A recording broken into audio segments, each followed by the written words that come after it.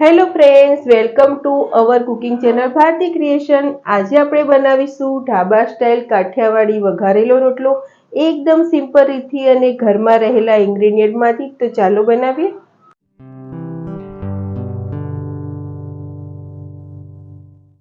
કાઠિયાવાડી વઘારેલો રોટલો બનાવવા માટે આપણે રોટલો, આદુ મરચાંની પેસ્ટ, લીલું લસણ, સૂકું લસણ, ટામેટાં, ડુંગળી, રાઈ, જીરું, હળદર, લાલ મરચું પાવડર, ધાણા જીરું તેમજ છાશ લેશું।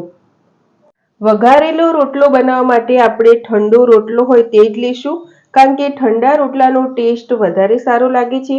આપણે રોટલાને રાતે બનાવી લીધું હતું અને અત્યારે હવે સવારે વઘારીશું। આ રોટલાને આપણે નાના નાના કટકા કરી લઈશું।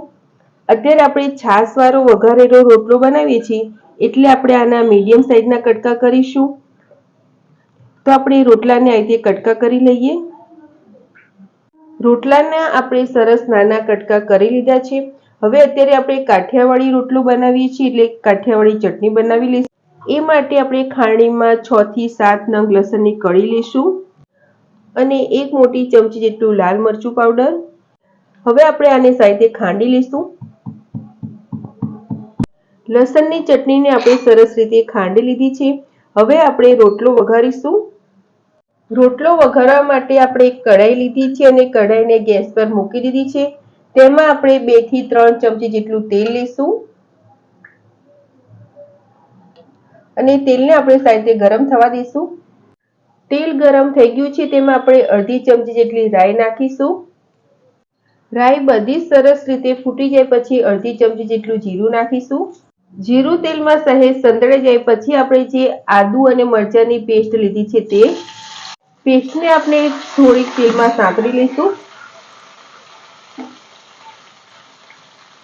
આદુ મરચાં થોડાક સંતળાઈ જાય પછી આપણે 1 નંગ કટ કરેલી ડુંગળી લઈશું, તે નાખીશું અને ડુંગળીને પણ આપણે એકાદ મિનિટ જેવું તેલમાં સાંતળી લઈએ।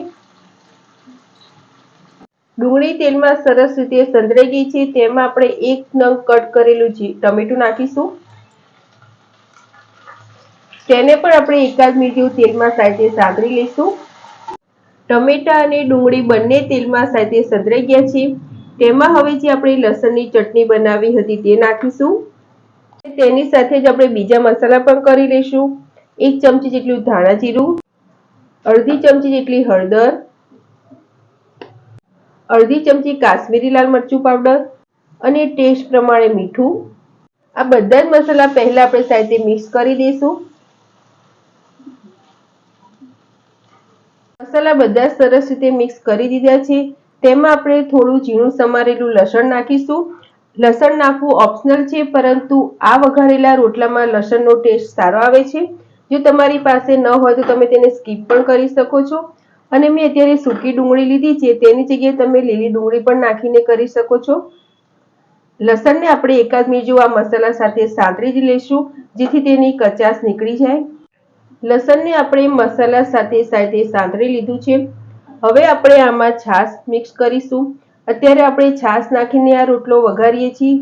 છાશની જગ્યાએ તમે અડધો કપ જેટલું દહીં અને 2 કપ જેટલું પાણી મિક્સ કરીને લઈ શકો છો।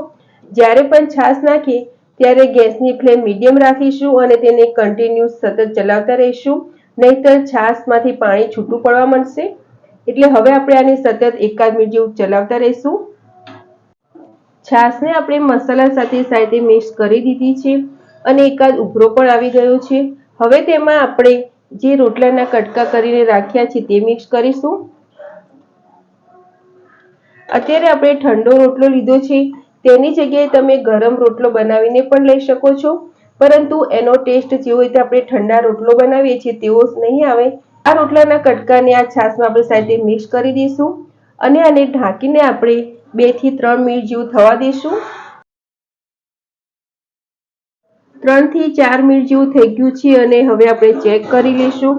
તો જે આપણે રોટલાના પીસ કરીને નાખ્યા હતા તે મસાલા સાથે સરસ રીતે ભળી ગયા છે। આ પીસને આપણે આમાં સાઈડે મિક્સ કરી દઈશું। તો ફ્રેન્ડ્સ, કાઠિયાવાડી વઘારેલો રોટલો આપણો સરસ રીતે તૈયાર થઈ ગયો છે। હવે ગેસની ફ્લેમ બંધ કરીશું અને તેની ઉપર આપણે સહેજ લીલા ધાણા મિક્સ કરીશું અને આ વઘારેલા રોટલાને આપણે સર્વિંગ પ્લેટમાં સર્વ કરીશું.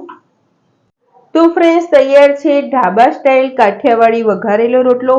મેં અત્યારે તેને ઉપરથી સહેજ લીલા ધાણા અને લીલું લસણ નાખીને સર્વ કર્યો છે. આ રોટલાને તમે સવારે ચા સાથે બનાવીને ખાઈ શકો છો, સાંજના ટાઈમે પણ બનાવીને ખાઈ શકો છો. ખૂબ જ ટેસ્ટી બને છે અને બનાવવામાં સિમ્પલ તો છે જ. જો તમે એકવાર આ રીતથી બનાવશો તો ઢાબા પર જે મળે છે તેનો ટેસ્ટ જ ભૂલી જશો. અને કાઠિયાવાડી વઘારેલા રોટલાની રેસીપી તમને સારી લાગી હોય તો મારા વિડીયોને લાઇક, શેર અને આવી જ નવી નવી રેસીપી જોવા મારી ચેનલને સબસ્ક્રાઇબ કરજો. મારો વિડીયો જોવા બદલ થેન્ક યુ.